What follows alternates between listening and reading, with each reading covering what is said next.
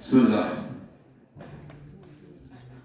والحمد لله والصلاة والسلام على رسول الله وعلى آله وصحبه ومن والاه የዛሬ ቆይታችን ከፋረቱል ፍጥር بالجماع في نهار رمضان የሚል ነው። በረመዳን በቀኑ ክፍለ ጊዜ ግንኙነት የፈጸመ ሰው ምንድነው መክፈል ያለበት? መበጃት አለበት ወይም ቅጣት ምንድነው እንደ እስላም የሚል ሲሆን ከዛ በፊት ግን ጾም የሚያበላሹ ነገሮችን አይተናል። በቀኑ ክፍለ ጊዜ ይሁን በማታው ለምሳሌ መብላት መጠጣትና የመብላት መጠጣትን ቦታ የሚተካ ነገር ጾም ያበላሻል።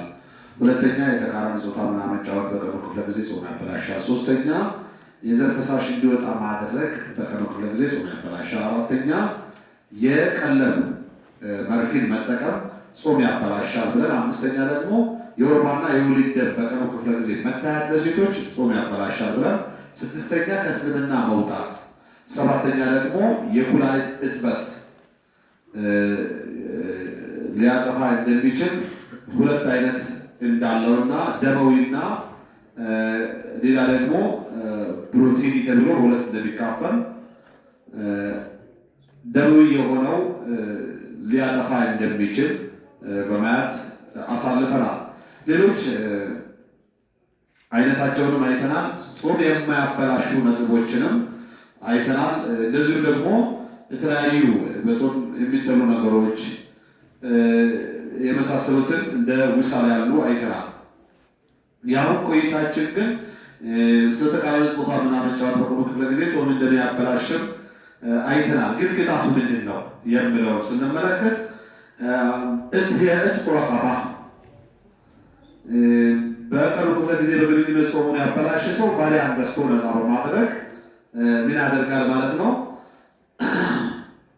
ይቀጣል ማለት ነው። فإن لم يجد صام شهرين متتابعين ባሪያን ገዝቶ ነፃ ማድረግ ካልቻለ 2 ወር አከታትሎ ይጾማል ማለት ነው። 2 ወር ምን አድርጎ አከታትሎ ይጾማል።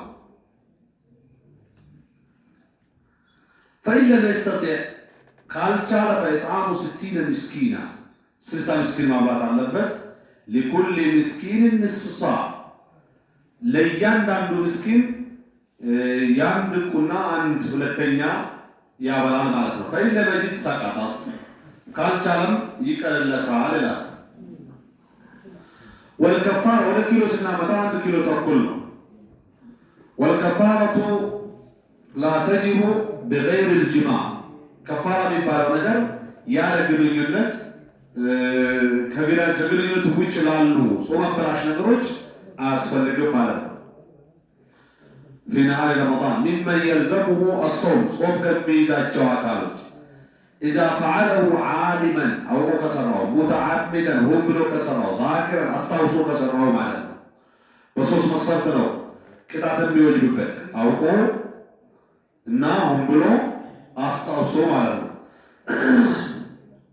فموقع في صوم نفل أو نظر أو قضاء أو في سفر فلا كفارة عليه ለምሳሌ በሱና ጾም ላይ ሆኖ ግንኙነት ቢፈጽም በቀኑ ክፍለ ጊዜ ስለት ጾም ላይ ቀዳ ጾም ላይ ወይም መንገደኛ ሆኖ በጾምበት ግንኙነት በመፍጠር ጾሙን ቢያበላሽ ፈላ ከፋረተ አለ ቅጣት ራሱ የለበትም።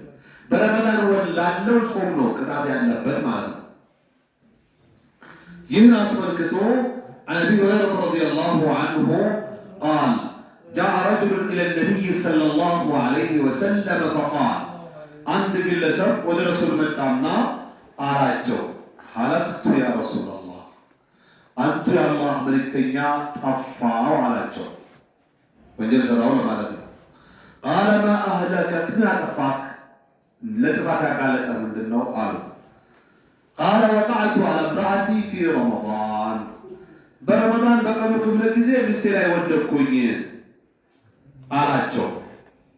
قال هل تجد ما تعتق رقبة ባሪያን ገዝታ ነፃ ማድረግ ታገኛለህ አሉት።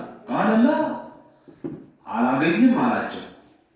قال فهل تستطيع أن تصوم شهرين متتابعين 2 ወርስ አከታትለህ መጾም ትችላለህ አሉት። قال لا كيف متوا الجلم بانو مرتبتني ولا تورنيت مونا يالاچو قال فهل تجد ما تطعم 60 مسكينا تروس السامسكيس ማብላት ትችላለህ አሉት እያንዳንዱ ምስኪን 1 ኪሎ ተኩል ነው የሚሆነው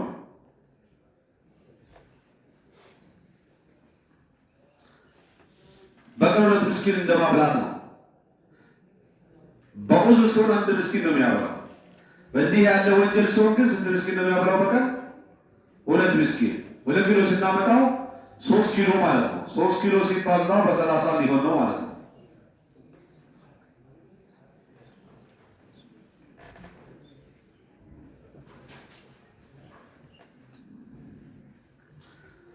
ከዛም እሱን ማልችልም አላቸው ቃለ ثم جلس ከዛም ምን ያርጉት ምን ይበሉት ዝም ብሎ ቁጭ አለ አጋጣሚ ሆነና فأتي النبي صلى الله عليه وسلم بعرق فيه تمر الرسول عليه الصلاة والسلام تمر ያለበት ዘንቢል ልበል ወይም እንደ ቅርጫት እናርገው ብቻ ግን መያዣ መጣላቸው ልክ አንድ ካርቶን ቴምር መጣ እንደማለት ብሉት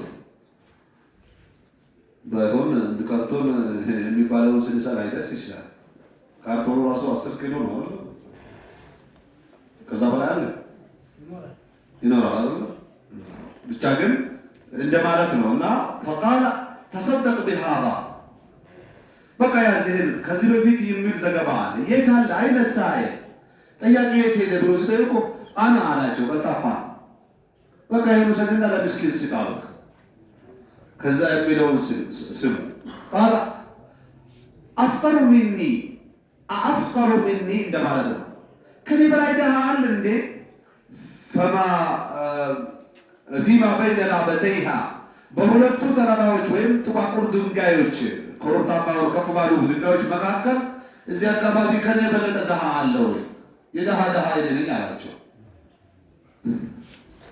ይዞ ሊገባ ፈልገው ተፈ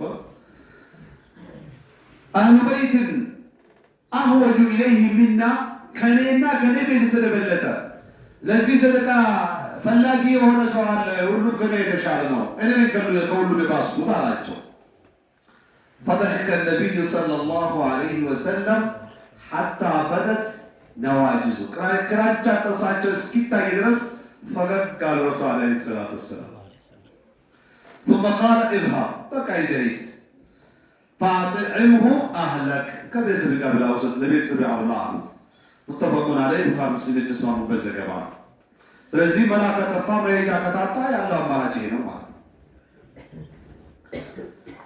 ባይሆን ይሄ ከሆነ ከቅጣት ይዲናል ወይ በቃ ቀርቶለታል ማለት ነው አዎ ቀርቶለታል ያለዋሉ አይደለም አልቀራለትም ቢቀርለት አጣው ካላቸው በኋላ የታለ ጠያቂው ብሎ ባልሰጡት ነበርና አቅም ሲኖረው ባለይዳ ነው ጫንቃው ላይ ተጠያቂ ነው ሲያገኝ ይመለከተዋል ብለዋሉ አመዛኙም ይሄ ነው ሌላው አሻው ለቲ ላይ እንቀጥታ ተታቡሲያ የጾም መከታተል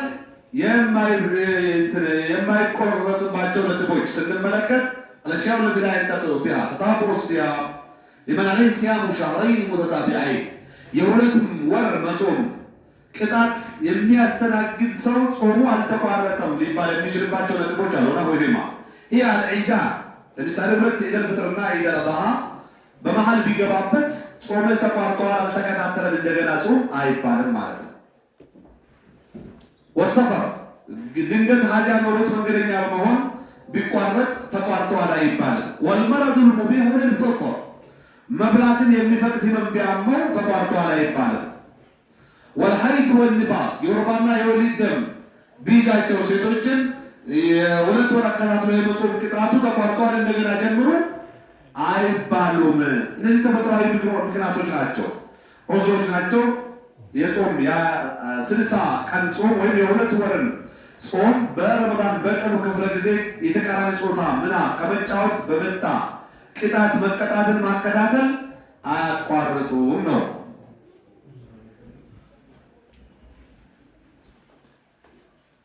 وصلى الله وسلم على نبينا محمد وعلى آله وصحبه وسلم